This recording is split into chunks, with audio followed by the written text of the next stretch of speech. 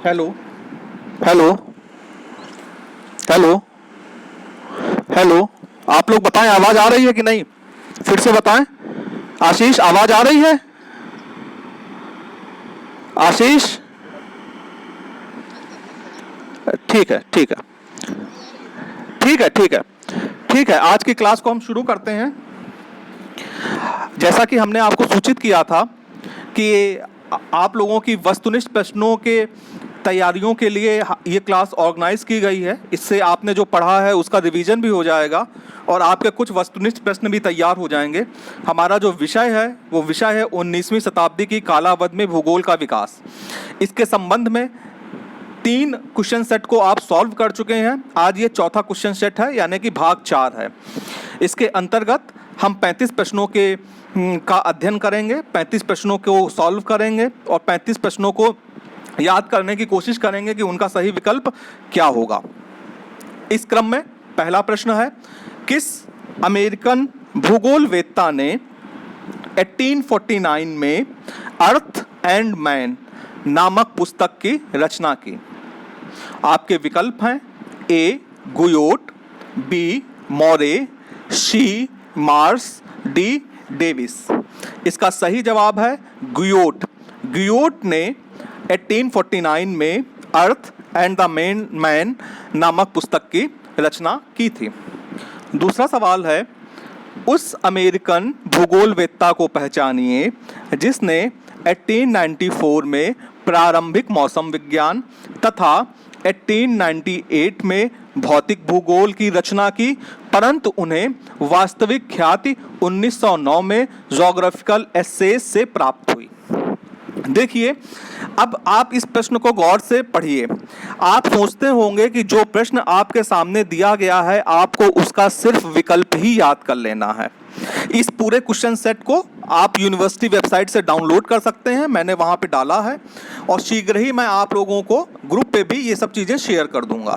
लेकिन यहाँ पे इस चीज़ को देखिए कि ये जो प्रश्न मैंने पढ़ा, इस प्रश्न में प्रश्न केवल इतना है कि 1909 में ज्योग्राफिकल एसेस की रचना किसने की, लेकिन ये प्रश्न आपको इंफॉर्मेशन क्या क्या दे रहा है कि जिसने 1909 में ज्योग्राफिकल एसेस की रचना की है उसने 1894 में प्रारंभिक मौसम विज्ञान की भी रचना की है और 1898 में भौतिक भूगोल की भी रचना की है।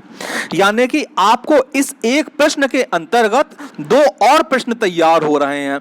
इस तरीके से आपको कंपैरेटिवली प्रश्नों से भी ये याद करते हुए ये ध्यान कर लेना है कि आपको प्रश्नों से कितनी इंफॉर्मेशन मिल रही है। आप प्रश्न फिर से सुनिए।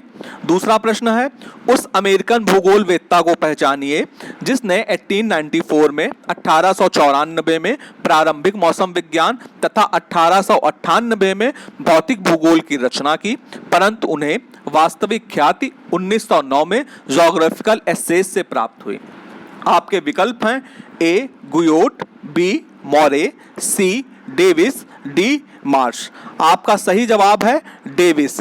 डेविस को जो वास्तविक ख्याति प्राप्त हुई थी वो ज्योग्राफिकल एसेस से प्राप्त हुई थी। अब तीसरा सवाल सीधे डेविस पे आ रहा है कि डेविस का संबंध भूगोल के किस संप्रदाय से है? ए फ्रांसीसी संप्रदाय, बी जर्मन संप्रदाय, सी ब्रिटिश संप्रदाय, डी अमेरिकन संप्रदाय। आपका सही जवाब है डी अमेरिकन संप्रदाय। चौथा सवाल है, किस रूसी भूगोलवेत्ता को सामाजिक अराजकतावादी विचारधारा के लिए भी जाना जाता है? देखिए, रूसी भूगोलवेत्ता है और जो विचारधारा पूछी जा रही है वो कौन सी है? सामाजिक अराजकतावादी विचारधारा। आपके जो विकल्प हैं वो उनमें ए है क्रोपोत्किन, बी है बुचकायेव, सी है अनुचिन, डी है रेकलस। तो आपका सही जवाब है क्रोपोत्किन। क्रोपोत्किन वो रशियन भूगोलवेत्ता है जिसको सामाजिक अराजकतावादी विचारधारा के लिए जाना भी गया है। पांचवा सवाल है, 1883 में 1883 में रूस की चरनोजम मिट्टी पर अपना शोध ग्रंथ किसने प्रस्तुत किया? ठीक है, ये जो प्रस्तुत करने वाले का नाम पूछा जा रहा है, जिसका शोध ग्रंथ यानी कि जिसकी थीसिस रूस की चरनोजा मिट्टी पे था, यानी कि उसका शोधकार रूस की मिट्टियों पे था। तो आपके विकल्प हैं ए क्रोपोत्किन, बी डोचकायेव, सी अनुचिन और डी रेक्लस। तो आपका सही विकल्प है डोचकायेव। डोचकायेव को ही रूस की मिट्टियों पे अध्ययन के लिए विशेष रूप में जाना जाता है।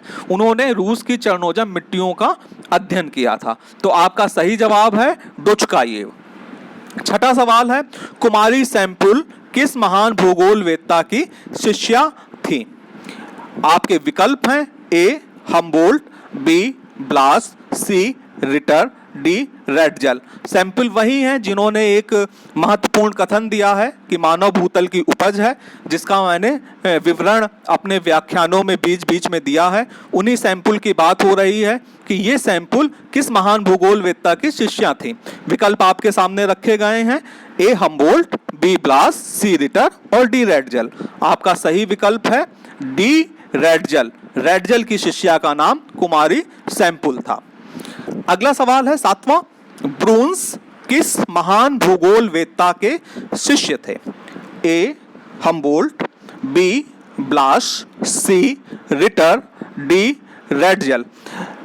देखिए ब्रूंस आप लोगों ने नाम सुना होगा, इससे पहले बहुत सारे सवाल ब्रूंस पे पूछे जा चुके हैं। ठीक है, ब्रूंस शिष्य थे ब्लास के। ठीक है, तो आपका सही जवाब है यहाँ पे ब्लास। इसके बाद अगला सवाल है, किस भूगोलवेत्ता को ब्रिटिश भूगोल का जनक माना जाता है? ए मैकिंडर, बी पैट्रिक गेडीज, सी ब्लास, डी रेडजल। देखिए ब्रिटिश ब्रिटिश भूगोल का जनक माना जाता है मैकिंडर को, इसलिए आपका सही जवाब है मैकिंडर 8th ए। नवा सवाल है, साइबेरिया की प्रथम मानचित्रावली की रचना किसने की? ए रेमजोव, बी लोमोनोसोव, सी बुश्चिंग, डी अनुचिन। तो साइबेरिया की प्रथम मानचित्रावली की रचना रेमजोव ने की थी। 10वां सवाल है, पृथ्वी का नवीन वितरण की रचना किसने की? ए रेमजोव, बी लोमोनोसोव, सी बुश्चिंग, डी अनुचिन। आपका सही जवाब है बुश्चिंग। बुश्चिंग ने ही पृथ्वी का नवीन वितरण नामक कृति की रचना की थी। 11th सवाल है, on the strata of the earth नामक पुस्तक की रचना किसने की? आपके विकल्प हैं ए रेमजोव, बी लोमोनोसोव, सी बुश्चिंग, डी अनुचिन। आपका सही जवाब है लोमोनोसोव। लोमोनोसोव ने on the strata of the earth नामक पुस्तक की रचना की। आपका 12वां सवाल है, 1817 में रूसी साम्राज्य की भौगोलिक एवं सांख्यिकीय शब्दकोश की रचना किसने की? ए सिमोनोव, बी लोमोनोसोव, सी बुश्चिंग, डी अनुचिन। तो यहां पे आपका सही जवाब है सेमोनोव। सेमोनोव ने 1817 में रूसी साम्राज्य की भौगोलिक एवं सांख्यिकीय शब्दकोश की रचना की थी। 13वां सवाल है, 1886 में जेम्स कॉफेन की पुस्तक ग्लोब की पवनों की समीक्षा किसने की? आपके विकल्प हैं ए सिमोनोव, बी लोमोनोसोव, सी वाइकोव, डी डोचकायेव। ये सब रशियन हैं, इस बात का ध्यान रखिएगा, इसीलिए नाम सुनने में आपको थोड़े से अजीब लग रहे होंगे। तो आपका सही जवाब है 13 का सी यानी कि वाइकोव। वाइकोव ने जेम्स कॉफेन की पुस्तक ग्लोब की पवनों की समीक्षा की थी। इसके बाद में आपका 14वां सवाल है कि 1887 में विश्व की जलवायु नामक पुस्तक की रचना किसने की, जिसका बाद में जर्मन भाषा में अनुवाद किया गया? आपके सही जवाब, आपके विकल्प हैं ए सिमोनोव, बी लोमोनोसोव, सी वाइकोव, डी डोचकायेव। तो आपका सही जवाब है वाइकोव। वाइकोव ने ही विश्व की जलवायु नामक पुस्तक की रचना की थी। आपका 15वां सवाल है, मध्य रूस के प्रादेशिक भूगोल पर 19 अंकों की पुस्तक करने वाला रूसी भूगोलवेत्ता कौन सा है? आपको रूसी भूगोलवेत्ताओं के नाम बताए जा रहे हैं, उसमें आपको ये पहचानना है कि मध्य रूस के प्रादेशिक भूगोल पे 19 अंकों की पुस्तक की रचना किसने की थी? ए सोमोनोव, बी लोमोनोसोव, सी वाइकोव और डी अनुचिन। तो यहाँ पे सही जवाब है आपका अनुचिन। अनुचिन ने मध्य रूस के प्रादेशिक भूगोल पे 19 अंकों की पुस्तक की रचना की थी। अब 16वां सवाल, किस रूसी भूगोलवेत्ता के मिट्टी संबंधी विचारों को प्रमुखता दी जाती है? ए सिमेनोव, बी लोमोनोसोव, सी वाइकोव, डी डोचकायेव। डोचकायेव नामक रूसी भूगोलवेत्ता को मिट्टी संबंधी विचारों के लिए प्रमुखता दी जाती है, यानी कि डोचकायेव वो रूसी भूगोलवेत्ता है जिसने मिट्टी संबंधी शोध कार्य किए हैं।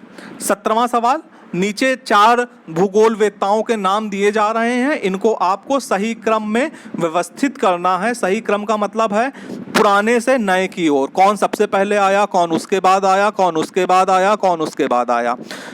तो ये प्रश्न है, निम्नलिखित विद्वानों को पुरातन से नवीन कालानुक्रम में व्यवस्थित कीजिए। 4 भूगोलवेत्ताओं का नाम है आपका हम्बोल्ट, रिटर, रिस्टोफेन और रेडजेल।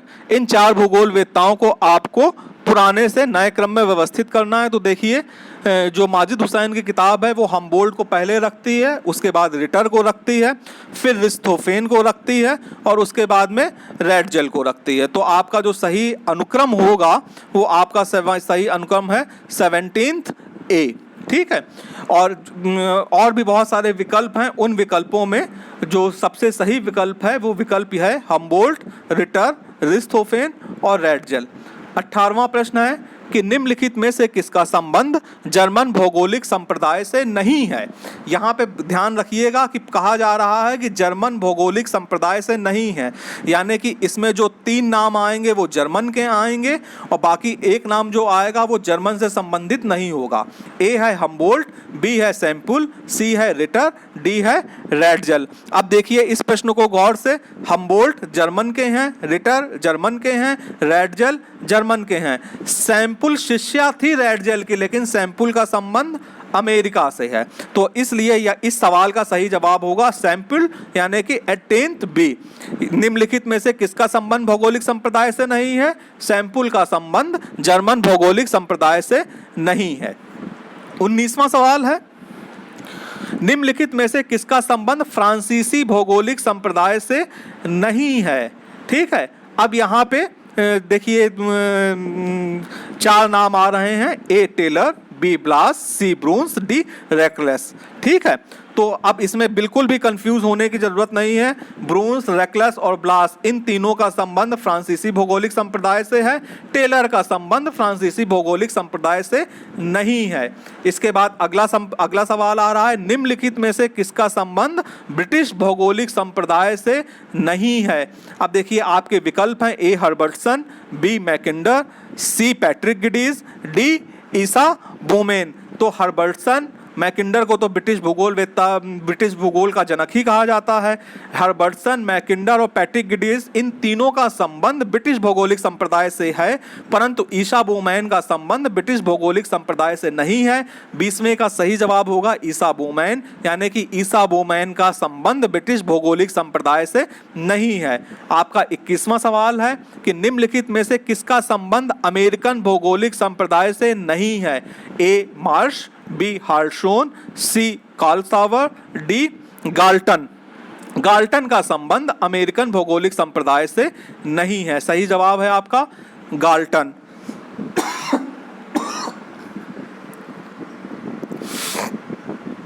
बाईसवां सवाल है, निम्नलिखित में से किसका संबंध रूसी भौगोलिक संप्रदाय से नहीं है? ए आंद्रे सिकफील्ड, बी लोमोनोसोव, सी बुशिंग, डी अनुचिन। तो यहाँ पे आप देखिए लोमोनोसोव, बुशिंग और अनुचिन, इन तीनों का संबंध रूसी भौगोलिक संप्रदाय से है। ऑन्द्रे सिकफील्ड का संबंध रूसी भौगोलिक संप्रदाय से नहीं है। इसके बाद अगला सवाल फिर से आता है कि पुराने से नए के क्रम में हमें व्यवस्थित करना है। ठीक है, तो पुराने से नए के क्रम में नीचे 4 विद्वानों के नाम दिए गए हैं। उन विद्वानों के नाम हैं ब्लास, रिप्ले, रैकलस और ब्रून्स। अब देखिए माजिद हुसैन की किताब में इन 4 भूगोल वेत्ता जिनके मैंने नाम लिए, पहला नाम लिया ब्लास का, दूसरा नाम लिया रिप्ले का, फिर रैकलस का, फिर ब्रून्स का। तो सबसे पहले आते हैं रिप्ले, ठीक है, ली प्ले के बाद में आते हैं रैकलस, और रैकलस के बाद में आते हैं ब्लाश, और ब्लाश के बाद में आते हैं ब्रून्स। तो इनका सही अनुक्रम होगा लिप्ले, रैकलस, ब्लास और ब्रून्स। इसके बाद एक सवाल है जो बहुधा यूजीसी नेट में पूछा गया है और एग्जामिनेशन के दृष्टि से भी महत्वपूर्ण है कि पेज, PAYS, पेज की संकल्पना किसने प्रस्तुत की थी। आपके सही विकल्प हैं ए डिमाजिया, बी ब्लाश, सी ब्रून्स, डी मार्टोनी। आपका सही जवाब है ब्लास। ब्लास महोदय ने पेज की संकल्पना प्रस्तुत की थी। 25वां सवाल है विशिष्ट जीवन पद्धति की संकल्पना किसने प्रस्तुत की थी। आपके विकल्प हैं ए डिमाजिया, बी ब्लास, सी ब्रून्स, डी मार्टोनी। तो आपका सही जवाब है ब्लास। ब्लास महोदय ने ही विशिष्ट जीवन पद्धति की संकल्पना प्रस्तुत की थी। इसके बाद में एक शोध पत्रिका का नाम है एनाल्स डी ज्योग्राफी नामक शोध पत्रिका की स्थापना किसने की थी। आपके विकल्प हैं डिमाजिया, ए डिमाजिया, बी ब्लास, सी ब्रून्स, डी मार्टोनी। तो आपका सही जवाब है ब्लास। ब्लास ने ही इस शोध पत्रिका की स्थापना की थी। 27वां सवाल है रेवेंस्टलिन का संबंध भूगोल के किस संप्रदाय से है। ए फ्रांसीसी संप्रदाय, बी जर्मन संप्रदाय, सी ब्रिटिश संप्रदाय, डी अमेरिकन संप्रदाय। कल रेवेंस्टलिन के संबंध में एक प्रश्न आया था कि प्रवास के नियम के प्रतिपादक का नाम बताइए या प्रवास के नियमों का प्रतिपादन किस विद्वान ने किया। तो वहां पे आप लोगों ने पढ़ा था रेवेंस्टलिन का नाम। मैंने ये भी बताया था 4th सेमेस्टर में जब आप लोग पॉपुलेशन ज्योग्राफी पढ़ेंगे तो वहां पे थ्योरी ऑफ माइग्रेशन पढ़ेंगे तो वहां पे रेवेंस्टलिन के नियम आपको पढ़ने को मिलेंगे। ये वही रेवेंस्टलिन है। अब ये पूछा जा रहा है कि रेवेंस्टलिन का संबंध भूगोल के किस संप्रदाय से है। तो रेवेंस्टलिन का संबंध भूगोल के जर्मन संप्रदाय से है। फिर इसके बाद में 28वां सवाल है कि टेबुला डिला ज्योग्राफी डिला फ्रांस किसकी रचना है। ए डिमोजिया, बी ब्लास, सी ब्रून्स, डी मार्टोनी। तो इसका सही जवाब है ब्लास। ये रचना ब्लास की है। 29वां सवाल है कि ब्लास ने किस अध्ययन पद्धति का अनुसरण किया। ए आगमनात्मक एवं ऐतिहासिक, बी निगमनात्मक, सी उपरोक्त दोनों, डी उपरोक्त में से कोई नहीं। अब देखिए ब्लास ने जो अध्ययन पद्धति का अनुसरण किया है वो आगमनात्मक है और ऐतिहासिक है, इसलिए यहाँ पे 29A सही होगा। इसके बाद एक पुस्तक है प्रिंसिपल ऑफ ह्यूमन ज्योग्राफी, बहुत महत्वपूर्ण पुस्तक है, बहुत बार पूछी जाती है और आपको ये याद ही होनी चाहिए। अभी आप लोग जब 3rd सेमेस्टर में आएंगे तब आप लोग ह्यूमन एंड सोशल ज्योग्राफी नाम का पेपर पूरा पढ़ेंगे, तो आपको ये बिल्कुल पता होना चाहिए कि प्रिंसिपल्स ऑफ ह्यूमन ज्योग्राफी किसकी प्रमुख रचना है। विकल्प हैं ए डिमाजिया, बी ब्लास, सी ब्रून्स, डी मार्टोनी। तो आपके सही जवाब है ब्लास। ब्लास की प्रिंसिपल ऑफ ह्यूमन ज्योग्राफी अत्यंत महत्वपूर्ण पुस्तक है। इसके बाद अगला सवाल है 31वां, ज्योग्राफी ह्यूमेनी जिसके 3 खंड हैं यह किसकी प्रमुख रचना है। ए डिमाजिया, बी ब्लास, सी ब्रून्स, डी मार्टोनी। तो इसका सही जवाब है ब्रून्स। देखिए बिल्कुल कंफ्यूज होने की जरूरत नहीं है। जब प्रिंसिपल ऑफ ह्यूमन ज्योग्राफी पूछा जाएगा तो ब्लास, जब ज्योग्राफी ह्यूमनी पूछा जाएगा तो ब्रोंस। बिल्कुल कंफ्यूज मत होइएगा। अगला सवाल है प्रिंसिपल ऑफ ह्यूमन ज्योग्राफी से ही संबंधित है कि प्रिंसिपल ऑफ ह्यूमन ज्योग्राफी का प्रकाशन ब्लास के मरणोपरांत 1921 में हुआ। इस पुस्तक को अंतिम रूप देने में किस भूगोलवेत्ता का अविस्मरणीय योगदान दिया? यानी कि ये जो पुस्तक थी ये ब्लास के मृत्यु के बाद में प्रकाशित हुई। थोड़ा सा काम इसमें अधूरा छूट गया था जिसको अंतिम रूप देने का कार्य नीचे कुछ दिए गए हैं नाम, उनमें से किसी एक भूगोलवेत्ता ने किया। आपको पहचानना है वो भूगोलवेत्ता कौन है। ए आंद्रे सिकफील्ड, बी रैकलस, सी ब्लैंचार्ड, डी मार्टोनी। आपका सही जवाब है मार्टोनी। ब्लास के शिष्य थे, ठीक है। मार्टोनी ने इस पुस्तक को अंतिम रूप देने का अविस्मरणीय योगदान दिया। अब 33वां सवाल है, एक कथन है, इस कथन को पहचानना है कि ये किसका है। कथन कह रहा है कि जनसंख्या तेल की बूंद की तरह नहीं फैलती, वह आरंभ में खंड खंड में प्रवाल की तरह वृद्धि प्राप्त करती है। यह कथन किसका है? बहुत महत्वपूर्ण और बहुत ही विख्यात कथन है। ए इसके विकल्प हैं, ए हम्बोल्ट, बी ब्लास, सी रिटर, डी रैडजेल। तो आपका सही जवाब है ब्लास। ब्लास महोदय ने जनसंख्या के संबंध में इस महत्वपूर्ण कथन का प्रतिपादन किया था। 34वां प्रश्न है, किस भूगोलवेत्ता ने राज्य को एक जैविक इकाई माना? ए हम्बोल्ट, बी ब्लास, सी रिटर, डी रैडजेल। देखिए राज्य को जैविक इकाई मानने वाला रैडजेल था। रैडजेल को फादर ऑफ पॉलिटिकल ज्योग्राफी के नाम से भी जानते हैं, इसलिए आपका सही विकल्प होगा यहाँ पे रैडजेल। अगला सवाल है, अंतिम सवाल है, 35वां सवाल है, रैडजेल के विचारों पर किस मानव शास्त्री के विचारों का प्रभाव पड़ा? ए मॉर्टिज वेगनर, बी वॉर्नर, सी गुटस्मूथ, डी सॉल्जमैन। देखिए रैडजेल के विचारों पे मॉर्टिज वेगनर नामक मानव शास्त्री का विशेष रूप से प्रभाव पड़ा था। तो यहीं पे आपके जो 19वीं शताब्दी की कालावधि में भूगोल के विकास से संबंधित वस्तुनिष्ठ प्रश्न समाप्त होते हैं। अब हम लोग इसी क्रम में कल नए विषय के वस्तुनिष्ठ प्रश्नों की चर्चा करेंगे।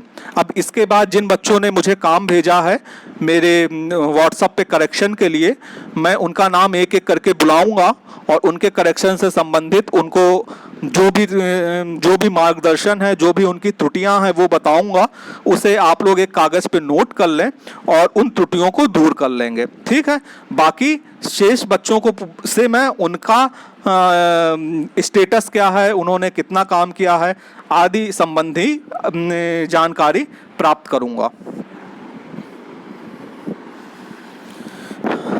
इस क्रम में सबसे पहले जो मेरे पास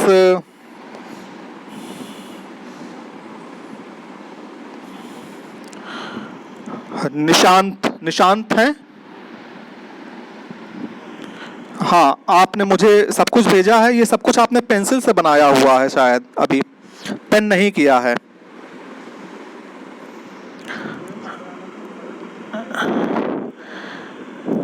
नहीं, बनाना तो पेन से पड़ेगा, मतलब यही तो मतलब आपकी विशेषज्ञता होगी कि आप पेंसिल के बाद उसे पेन से भी करें, ठीक है। आपको एहतियात के साथ करना होगा, मतलब आप सिर्फ पेंसिल से बना नहीं रखेंगे, आप इसको पेन करेंगे। दूसरी चीज़, आपने मुझे तीनों चीज़ें भेजी हैं, मैं उनको देख रहा हूँ। जैसे कि आपने हाँ मतलब हाँ तीन चीज़ें एक साथ भेजी हैं और चार चीज़ें एक साथ भेजी हैं। 7 चीज़ें आपने 3 चीज़ें एक साथ भेजी हैं, 6 चीज़ें कुल भेजी हैं, है ना। तो जो आपने मुझे ये जो डायग्राम भेजा है गोलीय आरेख से संबंधित, वो सही है, ठीक है। बस इसको ठीक तरीके से आप ब्लैक करने की कोशिश कर लीजिए। गोलीय आरेख के नीचे जो जहां आपने हेडिंग डाली है, अगर वो जो आप डबल लाइन खींच रहे हैं, अगर वो नहीं भी खींचेंगे तो चल जाएगा, ठीक है। वो केवल आप हेडिंग लिखी रहने दीजिए, उसके नीचे कोई लाइन मत खींचिए, और जो लाइन के बाद में आपने बिंदु रख दिया है उस तरीके से मत कीजिए। नॉर्मल हेडिंग पड़ी रहने दीजिए, वो ज़्यादा देखने में उपयुक्त लगेगा। बैंड ग्राफ पे आ जाइए। बैंड ग्राफ पे आ जाइए। बैंड ग्राफ में जहाँ पे आपने स्केल लिखा है 1 centimetre is equal to 1 ton, 1 centimetre बराबर होता है 1 टन के, ये यहाँ पे नहीं लिखा जाएगा। ये जहाँ आपने हेडिंग डाली है प्रोडक्शन पर हेक्टेयर टन, उसके नीचे 1 centimetre is equal to 1 ton लिखा जाएगा। ठीक है, यहाँ पे आपने EL लिखा हुआ है। ये जो जहाँ आपने लिखा है उसके नीचे थोड़ा सा स्पेस है, या फिर आप एडजस्ट कर लीजिए। क्या आप उसको पेन कर चुके हैं? पेंसिल किए हुए हैं, थोड़ा छोटा भी लिखेंगे तो चल जाएगा, मेरे हिसाब से उतनी जगह में आ जाएगा। मैं भी स्पेस देख रहा हूँ, सफिशिएंट है, आप उसको एडजस्ट कीजिए। आप उसको 4 mm में एडजस्ट कर लीजिए। आप समझ रहे हैं, 4 mm में एडजस्ट करेंगे तो 2 mm ऊपर और 2 mm नीचे छूटा हुआ आपको मिलेगा। उसके बाद में ये जो आपने अर्गोग्राफ बनाया है, अर्गोग्राफ में एक स्क्वायर, यानी कि मैंने बताया था ना 1 सेंटीमीटर दिखा रहा है कितने को, 1 हेक्टेयर को। आपने वो वाला पैमाना यहाँ पे नहीं बनाया है। बात समझ में आ रही है? जो नीचे की तरफ 1 सेंटीमीटर 1 हेक्टेयर मान करके सारा कैलकुलेशन किया गया था ना, याद आया आपको?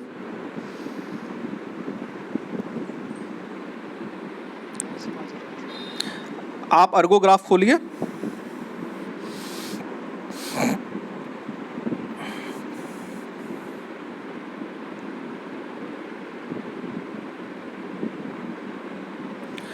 अर्गोग्राफ में जो आपने नीचे आयत बनाए हुए हैं,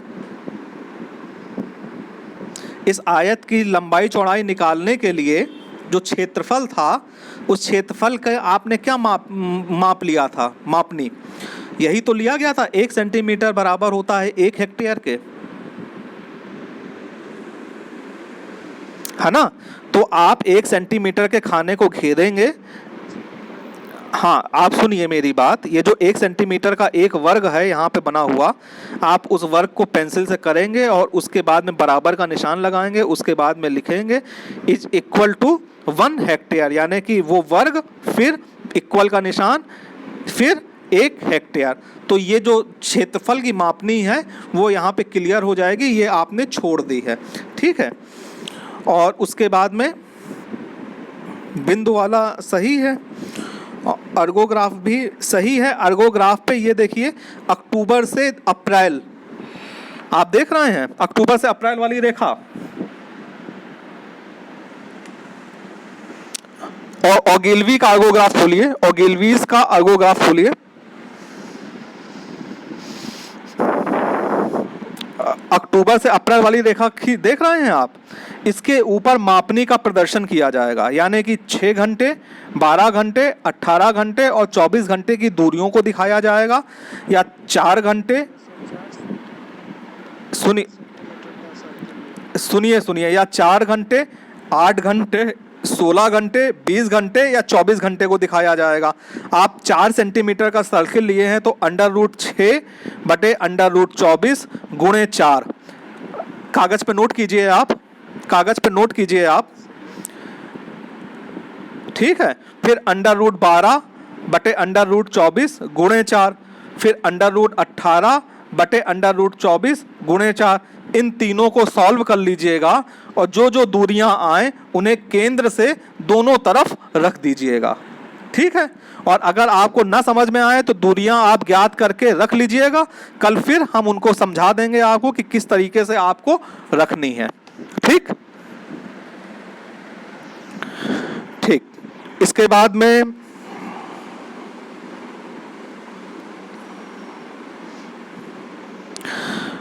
मुझे काम भेजा था प्रियांशु कुमारी।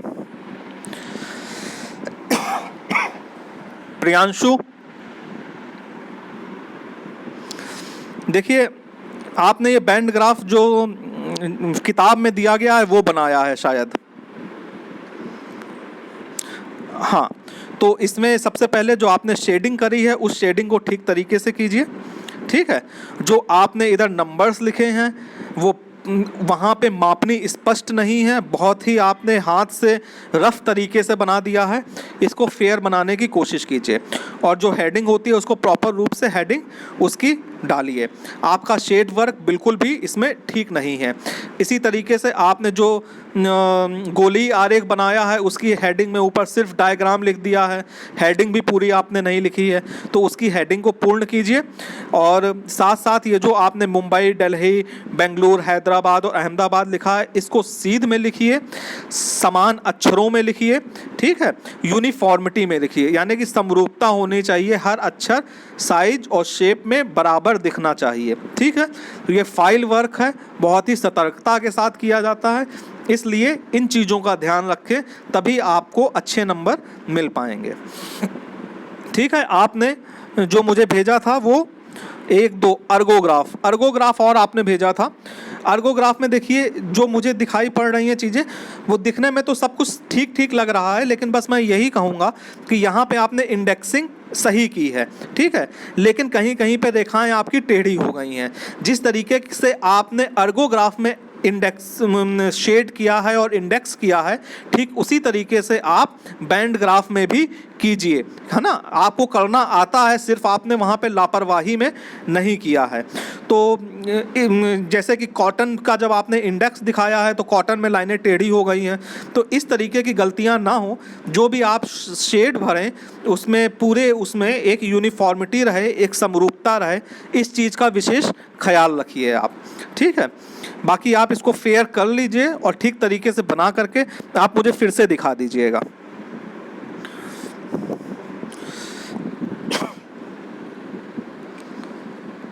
इसके बाद में आज ही मुझे ये भेजा हुआ है मंजुलता कुमारी। मंजुलता कुमारी उपस्थित है?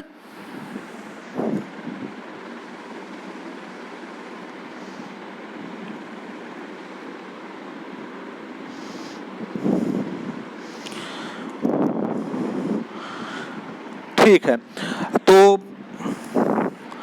मंजुलता कुमारी उपस्थित नहीं है, उन्होंने भी काम भेजा था। और आप लोगों में आशीष, आपको कहीं पे किसी भी प्रैक्टिकल में कुछ दिक्कत आ रही हो तो अभी आप बता दीजिए, तो हम उसके निवारण का वो करें। अच्छा, अविनाश,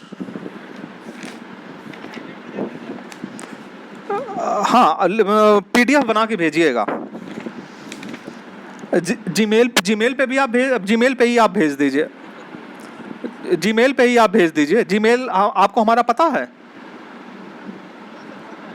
ठीक है, ठीक है, अपना नाम लिख करके भेजिएगा, आपकी इंफॉर्मेशन उसमें पूरी होनी चाहिए ताकि हमें पता लगे कि आपने भेज दिया है। लेकिन आपको असाइनमेंट लेके भी आना होगा, जब सेमिनार होगा विभाग में, है ना, तो आप लेके भी आइएगा। ये मत कीजिएगा कि आपने हमें भेज दिया है तो फिर आप लेके मत आए, आप हार्ड कॉपी प्लीज लेकर के आइएगा, ठीक है।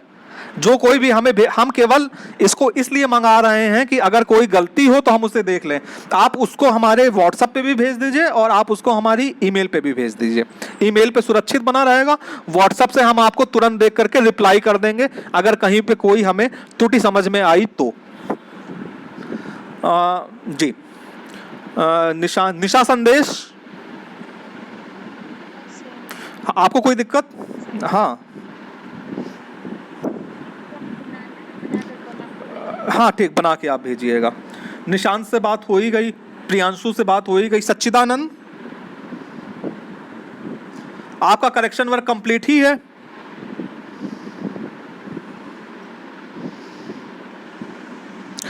ठीक है, ठीक है। सीमा सिंह, आपका भी कंप्लीट है? गुड मॉर्निंग, आपका भी कंप्लीट है लगभग?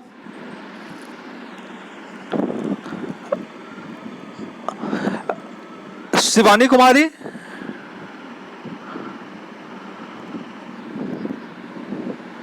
क्या किस दिन आप वो बताइए, नंबर बताइए आपका। एक मिनट,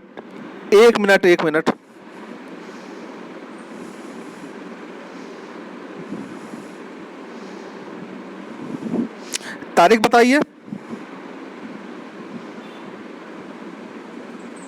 जी। 14th, एक मिनट 14th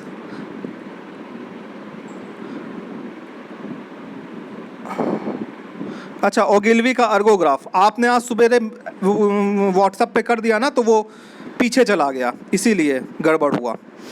आपका वो जो भी है ओगिलवीज का अर्गोग्राफ ठीक बना हुआ है, उसमें कोई भी दिक्कत नहीं है। आपने इंडेक्सिंग भी ठीक की है, आपने शेडिंग भी ठीक की है, और आपने अंदर स्केल को भी दिखाया हुआ है। बस आपने एक गलती की है, गलती ये है कि हर महीने के नीचे आपने लकीर क्यों खींच दी है। देखिए, जब हम लकीर खींच के लिखते हैं तो इसका मतलब ये होता है कि हमारे अक्षरों का आकार समान रहे। हम नीचे भी लकीर खींचते हैं, ऊपर भी लकीर खींचते हैं, और अक्षरों को उन दोनों लकीरों के बीच में लिखने की कोशिश करते हैं।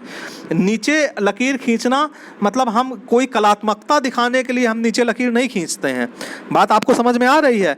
जो शीट हमने आपको एग्जाम्पल के लिए भेजी थी, उस बच्चे ने नीचे और ऊपर दोनों तरफ लकीरें खींच करके अक्षरों को समान आकार दिया था, और आपने उसको देख के सिर्फ नीचे लकीर को हटा दीजिएगा।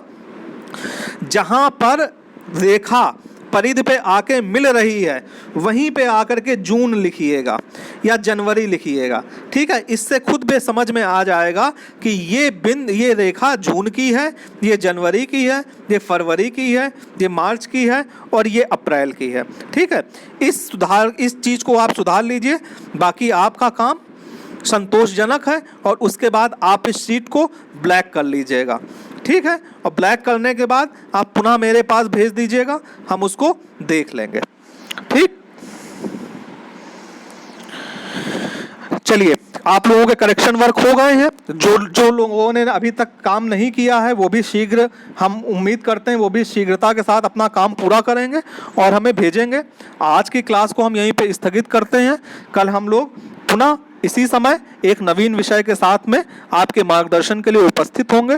धन्यवाद।